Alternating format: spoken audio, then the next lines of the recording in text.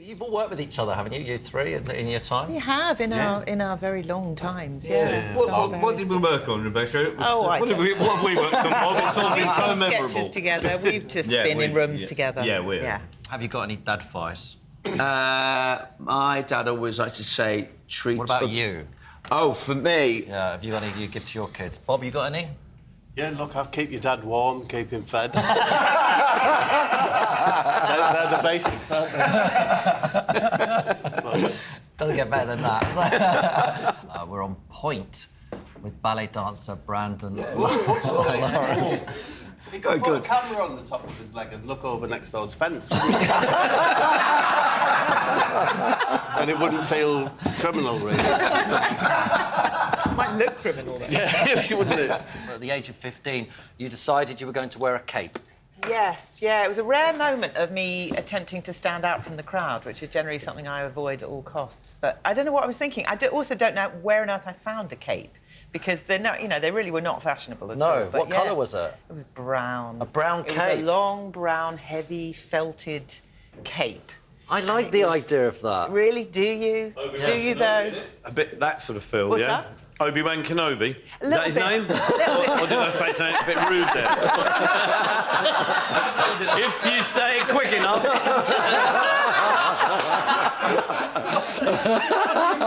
Obi-Wan Kenobi.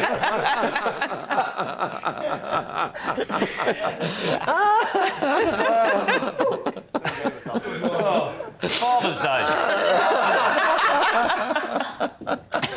And you can also use nettles in soup or in bread, or I make nettle crepes as well. Could you use anything that stings, like a wasp? A wasp. Jellyfish. He laughed before he even said the punchline. He knew what was coming. Right, let's move on to Right. Chuck the monkfish into there and just give it a little shake around. So we just tease it a bit. little tease with a monkfish. Yeah, can I just... like that, all of them? I don't know. In one go? All of them? The lot? All in, all in, shake it around. There we go, get them in there, beautiful. And just in this, so when we fry it, it gets a little bit of... Oh, lovely, there we go. Have you... That's fine, that'll do you. Give it a quick Have you caught... Wash your hands there, Paul. Oh, right, thank you. I should have washed my hands, shouldn't I? No, I did actually earlier. You have to dunk it in there. That doesn't work. Oh, it's faux. Yeah. It's none of this real. No. One of the beautiful things about your show is that actually the shots, the drone. I'm assuming it's a drone. They've got to shoot it. No, we got helicopters. Britain looks amazing, doesn't it? Well, do you know, I know this sounds like a cliche, but we did want to make Britain, the star of the show, really. The timeless wonder of the English countryside. Yeah. And we hope we sort of captured it in places, yeah. With the onion. As thinly sliced as you can. And in tears. But if it's thick, it doesn't really matter, Paul. Just watch your fingers, that's all. As long as your Don't watch me. This is your life history. Here, I've got... You lived with Harry Enfield in a council flat. You're a painter and decorator with Charlie Higson. I was a plasterer, really. Oh, a plasterer. Yeah. And you decorated... How'd you do the end bit? Without it getting very dangerous. Don't, just leave it. OK, I'll leave that. Do you want me to do this one? Or it's half done? Yeah, go for it. Why not? OK. OK, let's get that out of the way. So let me start that again. You live with Harry Enfield in a council flat. You're a plasterer... I've only done 3 research interviews before this, and he still got it wrong. You were a plasterer with Charlie Higson, and you decorated Fry and Laurie's house. This is made up. No, it's not. That's true. It's absolutely true. All of it. Yeah, all of it. Yeah, no, we did. Charlie Higson was a plasterer. No, he he did the painting afterwards, and then we bought that house off Fry and Laurie. It's true. All right. There's no more. There is no more. That's it. And we all lived happily ever after in a big comedy house. It all seems a bit far-fetched and made up, doesn't it? No, it's true, Timothy. Absolutely true. Right, look, there we go. That's enough onion. What was Charlie Higson like as a painter and decorator? I just can't imagine him as a painter and decorator. Well, Charlie, as Bob will testify, knows sort of better than anyone about everything. And he was a bit like that as a painter as well. Morning, Charlie. Morning, Charles. Foul job, Paul. So we've got a bit of spring onion and a bit of parsley, which is just garnish. We only want the back end of it, really. So it's just chop that. As far I'm still in the 70s. down to about there. How did you meet Bob in the first place? I went to see Bob and Jim, or Vic Reeves, as he's popularly known, at the Albany Empire back in sort of late 80s, I think. Yeah. And I don't like to admit it, but I was a fan, really. That's, you know... And Charlie and I sort of wangled our way onto the stage and did little bits and pieces. They tolerated us, and that's how I met Bob. And I thought even then, this man's destined for a triple bypass.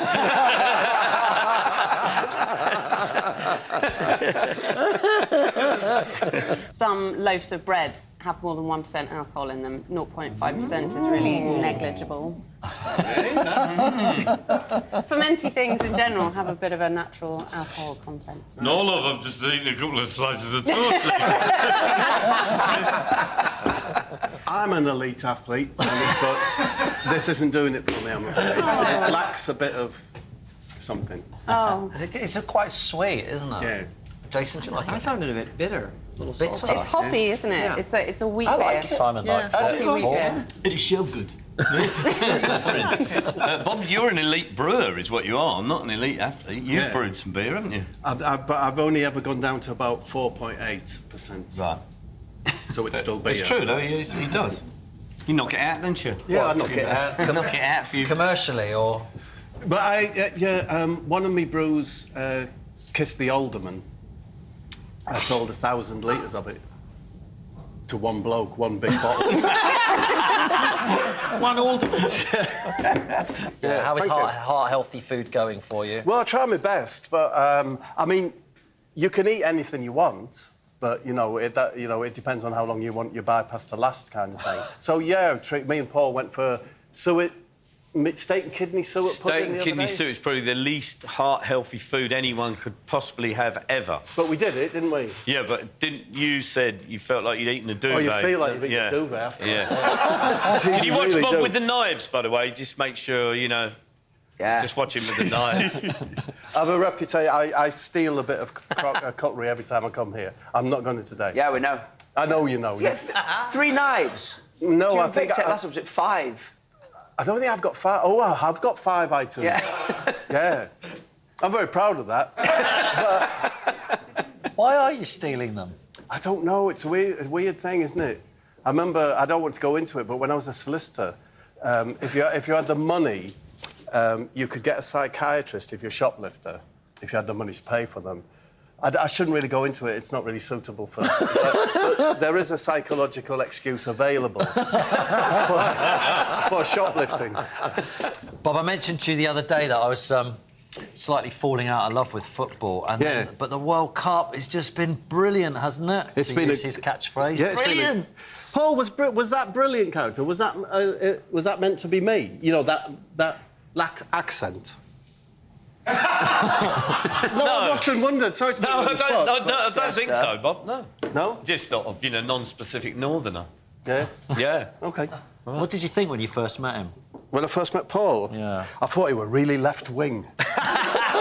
You know, he's got that look about him, like socialist worker. Sorry, I did. Anyway, scared stiff of him, I was. Well, yeah. They're a lovely man, but it's quite frightening when you first meet him. Everyone's very anti-sugar nowadays, aren't they, Sam? It's like creeping in, isn't it? I know, we're all a bit scared of it. I mean, probably for the best. I used to have, I might have told you before, I used to have 17 sugars in my tea when I was a young'un.